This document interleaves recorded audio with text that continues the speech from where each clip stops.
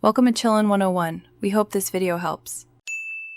You begin by confirming the essentials: your Azam TV smart card, remote, and the correct HDMI or RCA cable.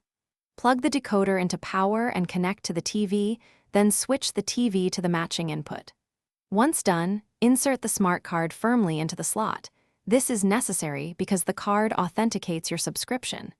Make sure the satellite dish has a visible sky view and keep power stable so the decoder can initialize and communicate with Azam servers.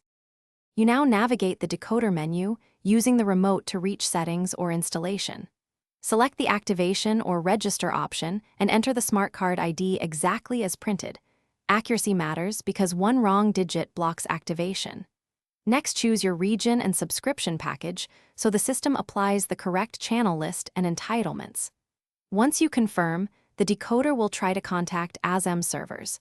A progress indicator appears, and you should wait calmly while it exchanges authorization data. Finish by waiting for the activation confirmation on screen. Once you see it, reboot the decoder if prompted to apply changes. You should now see channels populate and guide data download. Make sure to scan or rescan channels if required. If activation fails, check the smart card seating, verify signal strength and installation, and confirm cables and TV input.